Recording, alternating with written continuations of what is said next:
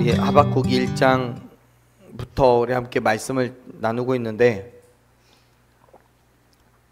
지난번에 말씀드린 것처럼 하박국 선지자는 하나님께 처음에 두 가지 질문을 드리면서 하박국이 시작을 합니다.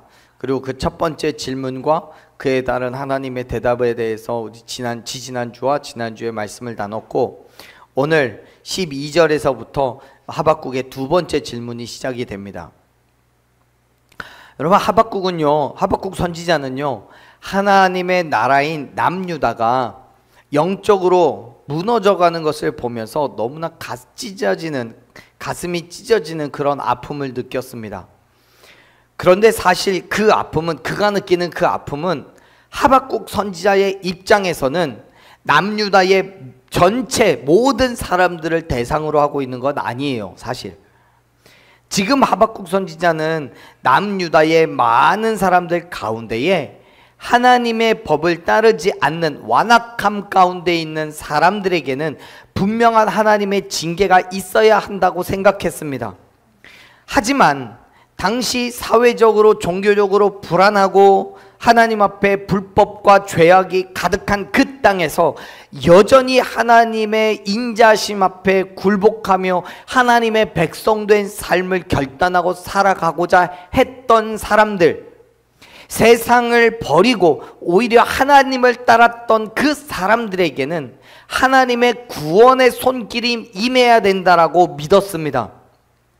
그런데 지금 하박국의 눈에 보기에는 남유다의 상황도 마음에 들지 않을 뿐만 아니라 불의한 사람들, 악한 사람들 때문에 의로운 사람들이 같이 고통을 당하게 되는 것도 이해할 수가 없었어요. 그래서 하나님께 이 상황에 대해서 왜 침묵하고 계시냐라고 묻고 있는 거예요. 여러분, 하나님께서는 하박국 선지자의 그러한 질문에 하나님의 공의가 반드시 실현될 거라는 것을 말씀하시죠. 무슨 말입니까? 남유다가 그 악함 때문에, 하나님 앞에 범죄함 때문에 바벨론이라는 그 이방 민족에게 의해서 멸망당하게 될 거라는 것을 말씀하시는 거예요. 그런데 그렇게 말씀을 듣고 난 이후에 하박국 선지자에게서는 또 다른 질문의 거리가 생깁니다. 하나님의 공의가 남유다 안에서 혹은 하나님의 주권적인 섭리로 이루어지는 게 아니라 굳이 남유다 밖에서 이방민족인 바벨론의 손해를 통하여 그 일을 이루신다는 게 이해가 안 되는 거예요. 이게 말이 안 돼요. 왜 굳이 이방민족 남유다를 공격하는 악한 자를 도구로 삼으시란 말입니다. 물론 바벨론이 남유다를 공격할 수 있죠. 이방민족이니까요. 하나님을 믿지 않으니까, 악한 민족이니까. 그러면 하나님께서는 어떻게 하셔야 됩니까? 바벨론이 남유다를 공격할 때 하나님의 입장은, 하나님이 해야 될 일은 뭐냐는 거예요. 당연히 남유다를 지키셔야죠. 보호해 주셔야죠. 그들의 손으로부터 건져 주셔야죠. 그리고 남유다의 악함은, 그의 범죄함은 하나님 앞에 범죄한 것이니까 하나님이 징계하면 되시죠. 소돔과 고모라처럼 유황불을 내리시든지 어쩌든지, 노아 때처럼 그 성에만 홍수를 일으키시든지 어쨌든지 뭔 일이 있든지 하면 되죠. 그런데 굳이 하나님께서는 왜 그렇게 하지 않으시고 바벨론의 손에 남유다를 넘기시냐는 말입니다. 하나님의 백성이 바벨론으로부터, 이방민족으로부터, 우상을 섬기는 민족으로부터 큰 고통을 당하게 되는 것이 남유다의 입장에서, 또 하박국 선지자의 입장에서는 말도 안 되는 일인 거예요. 그것조차도 이해가 안 되는 거예요. 그래서 하박국 선지자는요, 하나님께 또 질문을 합니다. 이렇게 하죠. 12절 말씀 같이 읽어봅시다. 12절 시작. 선지자가 이르되 여호와 나의 하나님, 나의 거룩한 이시여, 주께서는 만세 전부터 계시지 아니하시니이까 우리가 사방에 이르지 아니하리이다. 여호와께서 주께서 심판하시기 위하여 그들을 두셨나이다. 반석이시여 주께서 경계하기 위하여 그들을 세우셨나이다. 아멘. 보세요. 12절에서 지금 하박국 선지자는 남유다 사람들보다 더 패역하고 비교할 수 없을 만큼 악한 바벨론이 하나님의 백성을 함부로 질밟는 것을 하나님께서 어떻게 그냥 두고 보시는지를 도저히 이해할 수가 없었어요. 그래서 12절을 보면 하박국 선지자는 하나님을 어떻게 이해하고 어떻게 받아들이고 있는지를 먼저 이야기하는데 그렇게 고백하죠. 당신은 여호와시라고, 나의 하나님이시고 나의 거룩함이고 나의 반석이시라고요. 지금 하박국 선지자에게 있어서 하나님은 그런 분이에요. 거룩하신 하나님, 당신의 백성을 향한 변치 않는 사랑으로 품어 안으시는 반석 되신 하나님이신 거예요. 그 하나님이 다른 누가 아닌 바로 나, 즉 하박국 선지자의 하나님이라고 고백을 하고 있잖아요.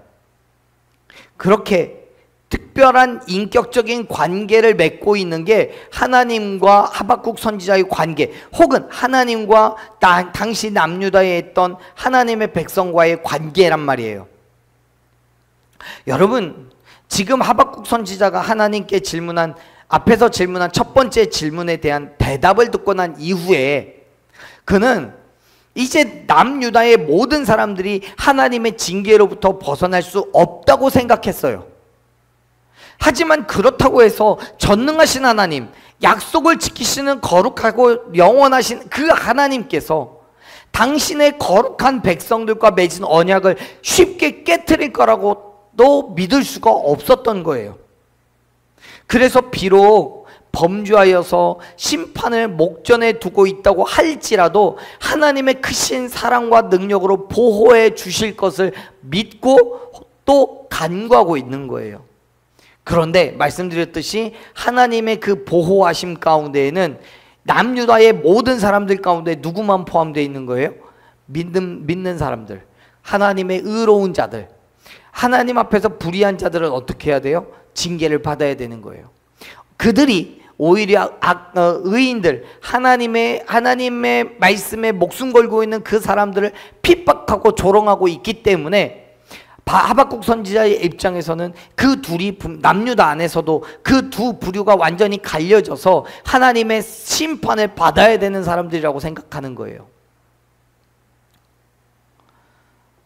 만세전부터 계신 하나님으로 인해서 우리가 사망에 이르지 않을 거라고 이야기하고 있잖아요. 그렇습니다. 사랑하는 여러분, 하박국 선지자에게 있어서 하나님은 당신의 백성을 그냥 두시는 분이 아니에요. 비록 공의의 하나님이시기 때문에 범죄한 하나님의 백성을 바벨론을 통해서 징계하시지만 그것은 사망, 즉 영원한 멸망을 위한 것이 아니라는 것을 믿으시길 바랍니다. 여러분, 하박국 선지자의 눈앞에 보이는 그 세상은 말도 안 되는 어둠과 혼란 그 자체에 있단 말이에요. 인간적인 쾌락과 욕심과 자랑이 있어서 수많은 갈등과 문제가 발생하고 이걸 어떻게 해결해야 될지 알 수가 없었어요. 그 가운데 하박국 선지자는 하나님께 대한 믿음을 놓지 않는 거예요. 결코 흔들리지 않는 하나님, 어떠한 일 가운데도 능히 의지할 수 있는 굳건한 반석 되신 그 하나님을 기억하고 있는 거예요. 그렇기 때문에 하나님께서 침묵하고 계신다고 생각하는 그 순간에도 하박국 선지자는 하나님의 구원을 간구하고 있는 거예요. 사랑하는 여러분, 지금도 하나님은요 침묵하고 계십니다. 세상의 어둠 가운데서 하나님의 백성들이 고난당하고 갈등하고 핍박당하고 있는 이 가운데서도 하나님은 침묵하고 계십니다. 적어도 우리의 눈에 볼 때에는 그래요. 여러분, 지금 여러분이 살아가고 있는 삶의 모습들 한번 살펴보십시오. 그리스도인 된 삶을 살겠다고 그렇게 발버둥치고 애를 쓰고 있지만 세상은 끊임없이 우리를 시험하고 유혹해서 그 삶으로부터 멀어지게 만든단 말이에요. 오히려 하나님을 믿고 하나님을 쫓아가는 우리를 향해서 돌을 던지고 핍박을 하고 괴롭혀요. 하나님은 공의로우신 분이신데 그렇다면 우리에게 힘과 능력을 주셔서 세상을 압도할 만큼 그렇게 큰 능력을 주시면 될 텐데, 오히려 우리가 아니라 이방 민족들, 하나님을 믿지 않는 사람들을 통해서 우리를 이 땅을 더 힘들게 하고 어렵게 만들어요. 징계하신단 말이에요. 그 가운데서 우리도 그 힘듦과 고난을 피할 수는 없습니다. 그때 우리는 어떻게 반응해야 되냐고요. 사랑하는 여러분, 그럼에도 불구하고 하나님을 신뢰하십시오. 하나님은 끊임없이 우리를 사랑하고 계시고 우리를 통해서 크고 놀라운 일을 이루어 가심을 믿으시길 바랍니다. 우리에게 분명히 구원을 약속하신 그 하나님의 신실하심을 기대하는 저와 여러분들에게 간절히 축원합니다. 하나님께서는 반드시 나를 지키시고 사망에 이르지 않도록 보호해 주실 줄로 믿습니다. 모세는요 이야기했습니다. 신명기 32장 4절 말씀을 보면 하나님께서는 반석이시니 그가 하신 일이 완전하고 그 모든 일이 정의롭고 진실하고 거짓이 없으신 하나님이시기 때문에 공의로우시고 바르신 하나님이라고 우리에게 선포합니다. 여러분, 40년의 광야 생활 가운데서도 그는 모든 힘듦과 어려움을 참아내고 견뎌냈습니다. 하나님의 공의를 신뢰했고 약속을 신실하게 지키신 하나님을 믿었어요. 그래서 버텼어요. 견뎌냈어요. 무려 몇 년을? 40년을요. 사랑하는 여러분, 하나님의 심판은 반드시 있을 겁니다. 예수님께서는 올라가신 그대로 다시 이 땅에 오시겠다라고 우리에게 약속하셨습니다. 그 약속이 반드시 성취될 것을 믿습니다. 그러나 선악간에 심판하시는, 이 땅에 오셔서 반드시 선악간에 심판하실 그 하나님 또한 여러분 신뢰하시기를 바랍니다.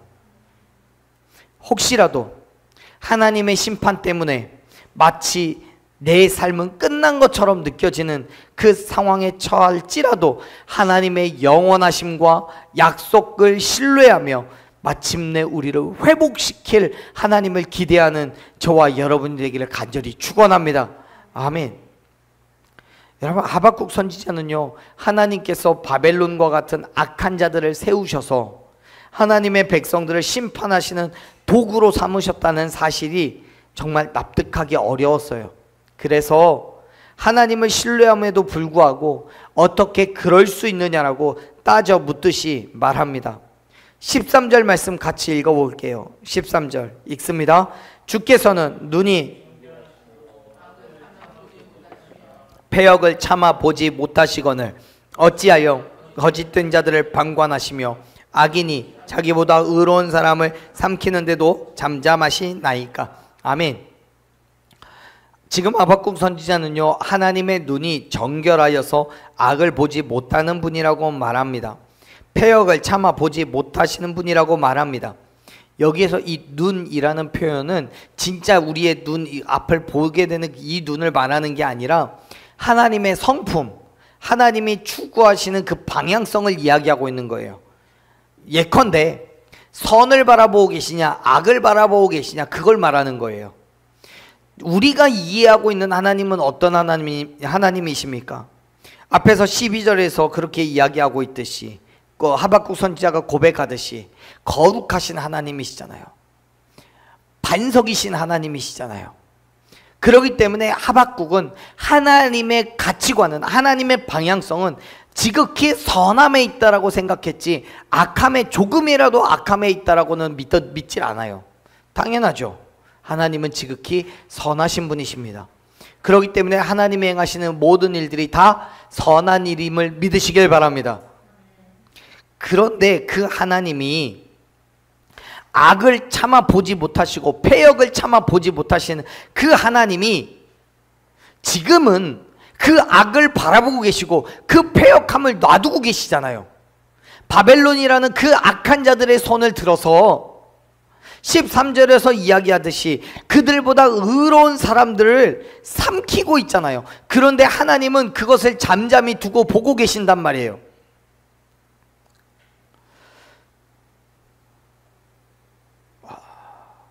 왜 침묵하고 계시냐고요.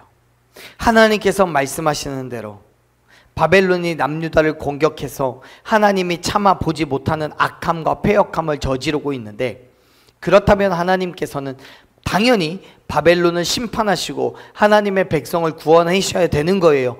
그런데 하나님께서는 여전히 잠잠하신 거죠. 정말 아무것도 못 보시는 것처럼 침묵하고 계시는 게 이해가 안 돼요. 그런데 사랑하는 여러분, 이사야 선지자는요, 이사야서 59장 1절 2절 말씀에서 우리에게 그렇게 말씀합니다. 여호와의 손이 짧아 구원하지 못하심도 아니고 귀가 둔하여서 듣지 못하심도 아니라고요. 오직 너희의 죄악이 너희와 너희 하나님 사이를 갈라놓아서 너희의 죄가 그의 얼굴을 가리어서 너희에게서 듣지 않게 하신다라고 말합니다. 여러분, 하나님의 능력은 우리를 능히 구원하실 수 있어요, 없어요? 하나님의 능력과 하나님의 힘은 우리를 그 힘든과 어려움 가운데서 건져낼 수 있어요, 없어요? 있어요. 그럼에도 불구하고 하나님이 지금 잠잠하고 계신 그 이유는 뭐라고요? 무엇 때문이라고요? 죄 때문이라고. 죄가 하나님과 우리 사이를 갈라놓았다라고 말해요. 그렇다면 여러분, 도대체 우리의 죄는 뭡니까?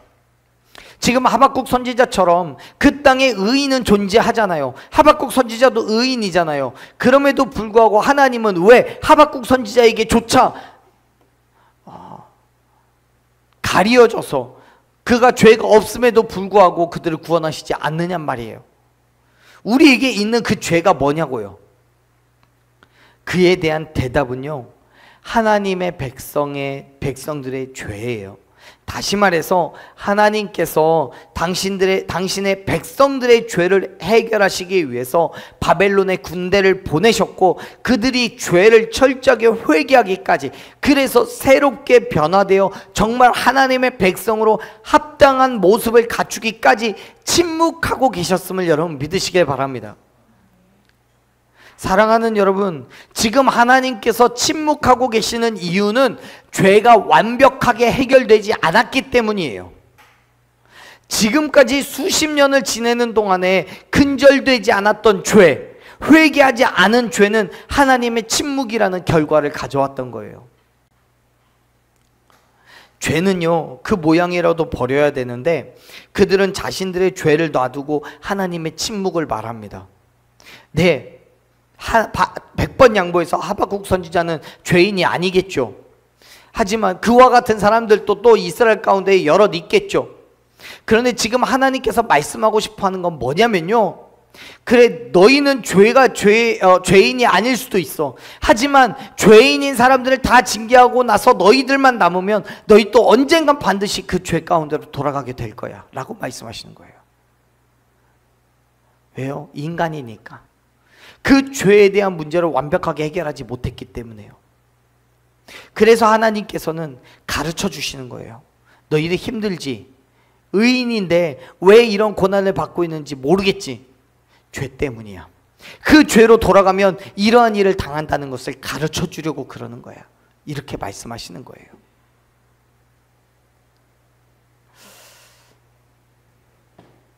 뿐만 아니라 하박국 선지자가 하나님께 침묵에 대한 의문을 제기하고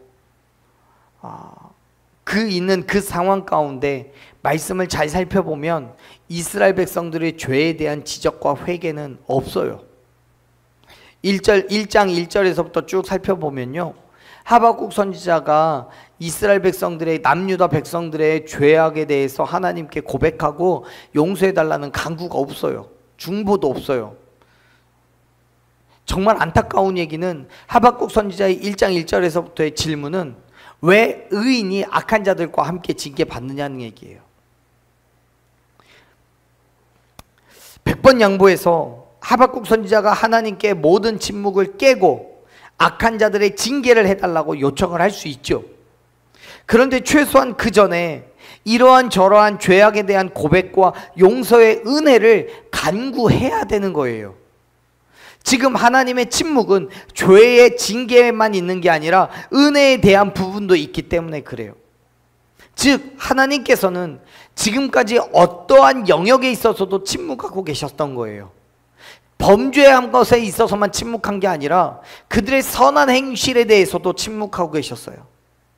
징계도 은혜도 하나님의 어떠한 일하심도 지금은 보이지가 않아요. 사랑하는 여러분, 간절히 바라고 소망하건대 하나님의 은혜를 구하십시오. 우리의 모든 죄를 고백하고 우리에게 부어주시는 구원의 은혜를 간구하십시오. 그리고 세상의 죄악을 심판하시는 하나님의 그 징계 가운데서도 여전히 우리를 긍휼히 여기시고 우리를 지키시고 보호하시는 하나님의 은혜를 기대하는 저와 여러분 되기를 간절히 축원합니다. 하나님께서는 분명히 우리 가운데 역사하십니다. 우리의 모든 삶을 지키시고 보호하여 주실 줄로 믿습니다. 하박국 선지자 또한 하나님의 침묵에 의문을 품고 불만을 쏟아놓는 듯이 질문하는데 여전히 하나님의 보호하심에 대한 믿음이 있었기 때문에 12절에서 사망에 이르지 않을 거라고 주장하고 있는 거예요. 사망에 이르지 않아요. 여러분, 지금 당장은 우리의 힘듦과 어려움 때문에 하나님께서 침묵하고 계시는 것처럼 느껴질지라도 세상의 악한 자를 도구로 삼으셔서 하나님의 뜻을 이루시는 것처럼 보일지라도 여전히 저와 여러분과 함께 하시고 나를 지키시고 보호하시는 하나님의 역사하심을 여러분 기대하며 나아가는 저와 여러분들을 간절히 소망합니다. 12절에서 이야기하듯이요, 하나님께서는 우리가 사망에 이르지 않도록 우리를 지키시고 보호하신다고 말씀하는 거예요. 그 믿음으로 하나님께 간구하며 나아가는 거예요. 하나님께서 우리를 보호하시며 모든 악함과 불의함 가운데서 오히려 평안과 안식을 허락해 달라고 그렇게 부르짖을 때 하나님께서는 그 부르짖음에 응답하여 주실 줄로 믿습니다. 아멘. 하박국 선지자는요, 바벨론을 사용하여서 남유다를 징계하시겠다는 하나님의 계획에 대한 걱정과 불안함도 있었습니다. 말씀을 보면 이렇게 기록해요. 14절 말씀 읽어보십시오. 14절 읽습니다. 다스리는 자 없는 벌레 같게 하시겠나이까. 아멘. 지금 하박국 선지자의 표현은요, 바벨론에 의해서 하나님의 백성들이 사로잡혀 죽임을 당하는 그 비참한 신세로 전락해 버렸다는 거예요. 다스리는 자가 없는 벌레, 즉 인도하시고 보호하는 사람도 없는데 작은 움직임에도 죽을 수밖에 없는 정말 벌레 같은 연약함이 있는 인간이들이라는 거죠. 그러한 신세라는 거예요. 그렇습니다. 하박국 선지자가 볼 때에 지금까지 이스라엘 백성들은 날마다 지키시고 보호하시는 하나님의 크신 은혜와 축복을 누리며 살았어요. 그들이 느끼거나 못 느끼거나 상관없이 그렇게 하나님께서는 그들 가운데 함께 하셨고 그들을 통해서 크고 놀라운 일을 이루어 가고 계시는 중이란 말이에요. 그런데 이제는 오히려 바다의 물고기와 같이 작고 연약한 벌레와도 같이 멸시받고 박해받는 처지가 되어버린 이 상황이 너무나 답답한 거예요. 그래서 하박국 선지자가 바라보는 이러한 상황은 이렇게 되어 있죠. 15절 16절 한번 보십시오. 15절 16절 읽습니다. 그가 낚시로 모두 낚으며 그물로 잡으며 투망으로 모으고 그리고는 기뻐하고 즐거워하며 16절 그물에 제사하며 투망 앞에 분향하오니 이는 그것을 힘입어 소득이 풍부하고 먹을 것이 풍성하게 됨이니이다. 아멘. 여기에서 그가 누굽니까? 바벨론 군대죠. 그리고 낚시와 그물, 투망 이런 건 뭡니까? 바벨론의 군사력을 말하는 겁니다. 즉 어부가 낚시와 그물로 또 투망으로 고기를 잡아 올리듯이 바벨론이 남유다를 농락할 거라는 얘기예요. 여러분 바벨론이 남유다를 공격해서 무너뜨리는 건 이들이 어떤 대등한 싸움 가운데서 어쩌다가 실수해서 지게 되는 게 아니에요. 물고기가 그물에 걸리듯이 제대로 반항 한 번도 못 해보고 너무나 무기력하게 잡혀버리는 거예요. 그런데 더 놀라운 사실은 뭡니까? 15절 말씀을 보면 바벨론은 자신들의 승리를 기뻐하고 즐거워해요. 또 16절을 보면요, 그들은 그 그물을 제사하고 투망에 분향을 한대요. 무슨 말이냐면 이 그물이나 투망을 신으로 여겼다는 거예요. 제사하고 섬겼다는 거예요. 그것들이 고기를 잡아주었다라고 생각해서 우상으로 삼은 거예요.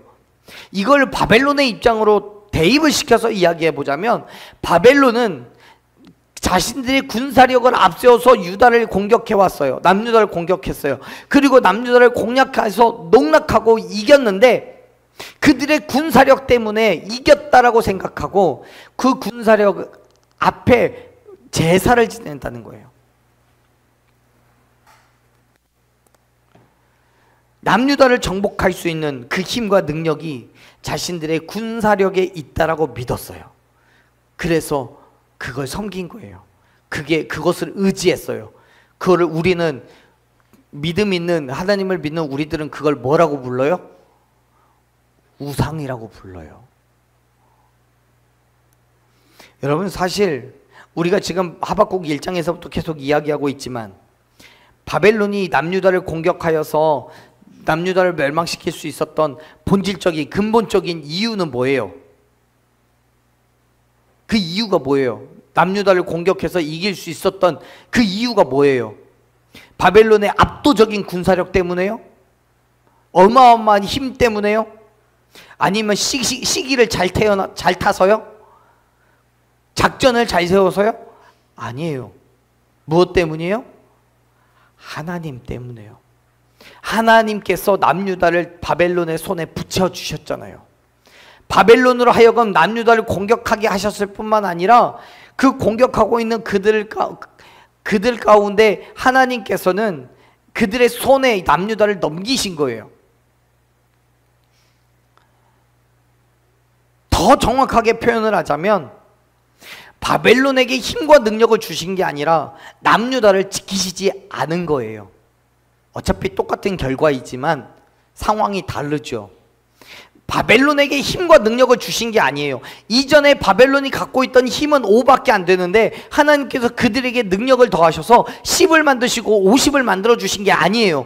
여전히 그들의 힘과 능력은 5예요. 그런데 남유다를 지키시고 보호하셨던 그 울타리를 걷어내버리신 거예요. 하나님께서 내버려 두신 거예요.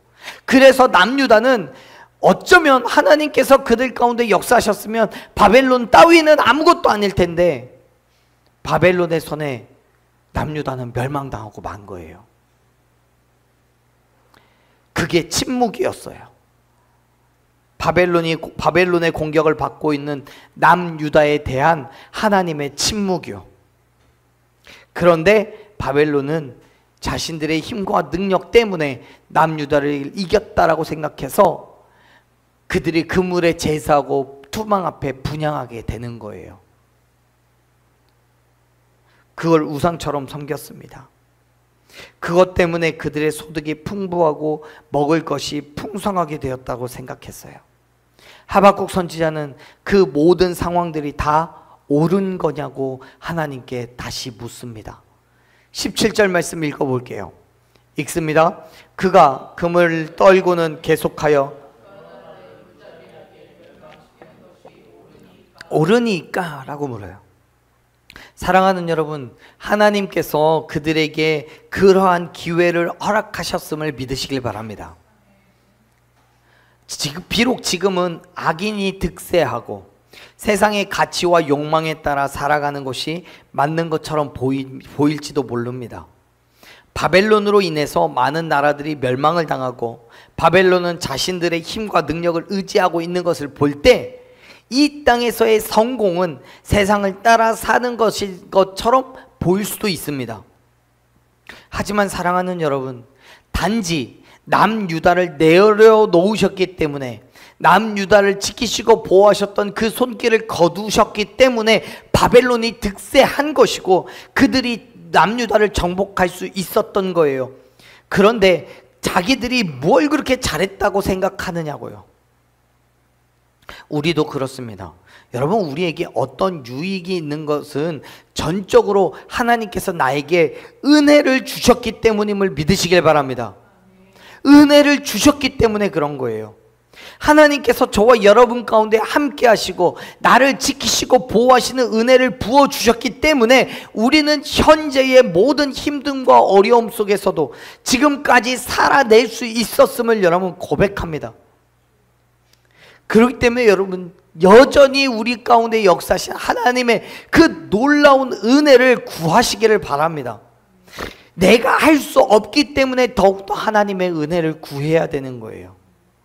내 삶의 만족과 유익을 구하지 말고 오직 하나님의 나라와 그의 의를 위하여 나아갈 때 하나님께서 지금은 침묵하고 계신 것처럼 보일지라도 하나님의 때가 이르면 크고 놀라운 일을 이루실 것을 믿으시길 바랍니다. 하박국 선지자와 같이 오히려 불평과 불만이 섞여 있을지라도 하나님께 기도하고 간구하며 나아가십시오. 하나님 앞에서 우리의 문제를 해결하고자 몸부림을 칠 때 하나님께서 당신이 정한 때에 하나님의 정한 방법대로 우리의 모든 필요를 채워주실 줄로 믿습니다.